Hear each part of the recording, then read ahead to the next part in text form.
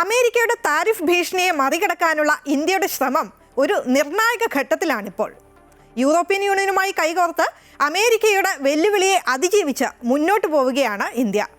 ഈ റിപ്പബ്ലിക് ദിനം ഇന്ത്യയെ സംബന്ധിച്ചിടത്തോളം വളരെ നിർണായകമാണ്.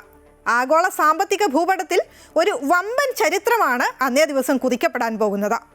ലോകത്തിലെ ഏറ്റവും വലിയ വ്യാപാര കരാർ ഇന്ത്യയും യൂറോപ്യൻ യൂണിയനുമായി ഒപ്പുവയ്ക്കാനൊരുങ്ങുന്നു. ഇന്ത്യയുമായുള്ള ഈ ചരിത്ര കരാറിനെ എല്ലാ കരാറുകളുടെയും മാതാവ് എന്നാണ് യൂറോപ്യൻ കമ്മീഷൻ പ്രസിഡന്റ് വിശേഷിപ്പിച്ചത്. The next weekend, I will travel to India. There's still work to do, but we are on the cusp of a historic trade agreement. Indeed, some call it the mother of all deals. ഇപ്രാവശ്യത്തെ republic ദിനത്തിൽ European Union Commission president Ursula von der ലൈനും European Council president Antonio കോസ്റ്റയുമാണ് പ്രധാന അതിഥികൾ. അതിനുശേഷം 27-ന് India European union ഉച്ചകോടി നടക്കും.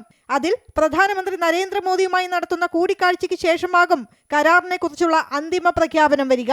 200 കോടി ജനങ്ങൾ കരാറിലൂടെ ഒന്നിക്കുമെന്ന് യൂറോപ്യൻ യൂണിയൻ പ്രതിനിധികൾ ഉറപ്പു പറയുമ്പോൾ കരാർ നിർണായക ഘട്ടം പിന്നിട്ടുവെന്ന് ഉറപ്പാവുകയാണ്. ആഗോള GDP-യുടെ ഗണ്യമായ പങ്കിനെയാകും ഈ കരാർ നിയന്ത്രിക്കുക. ഇപ്പോൾ തന്നെ ഇന്ത്യയുടെ 3ാമത്തെ വലിയ വ്യാപാര പങ്കാളിയാണ് യൂറോപ്യൻ യൂണിയൻ. 2023-24 കാലഘട്ടത്തിൽ മാത്രം ഇരുവിഭാഗവും തമ്മിലുള്ള വ്യാപാരം $120 ബില്യൺ കടന്നിരുന്നു. ഈ കരാർ യാഥാർത്ഥ്യമാകുന്നതോടെ ഇത് ഇരട്ടിയായി വർദ്ധിക്കും. ടെക്സ്റ്റൈൽ, ആഭരണങ്ങൾ, തുകൽ ഉൽപ്പന്നങ്ങൾ, കാർഷിക വിഭവങ്ങൾ എന്നീ മേഖലകളിൽ ഈ കരാർ ഇന്ത്യക്ക് മുതൽക്കൂട്ടാകും. യൂറോപ്യൻ കമ്പനികൾക്ക് ഇന്ത്യയിൽ സുരക്ഷിത നിക്ഷേപം നടത്താൻ ഈ കരാർ ഉറപ്പു നൽകുന്നു. ഇത് ഇന്ത്യയുടെ അടിസ്ഥാന സൗകര്യ വികസനത്തിനും ആത്മനിർഭർ ഭാരത് പദ്ധതിക്കും കരുത്താകും.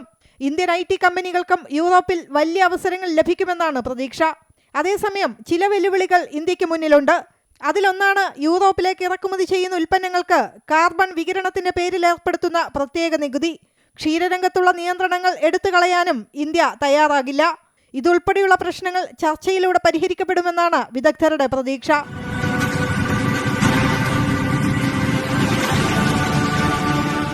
ലോകത്തിലെ ഏറ്റവും വലിയ ജനാധിപത്യ രാജ്യവും 27 രാജ്യങ്ങളടങ്ങിയ ഏറ്റവും വലിയ വ്യാപാര കൂട്ടായ്മയുമാണ് ഇപ്പോൾ കൈകോർക്കുന്നത്.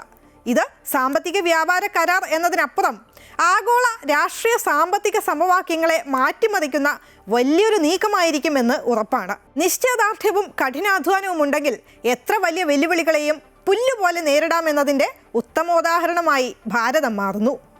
2047-ൽ വികസിത ഭാരതം കെട്ടിപ്പടുക്കുക എന്നതിനപ്പുറം കുറഞ്ഞ മറ്റൊരു ലക്ഷ്യവും നമുക്കില്ല.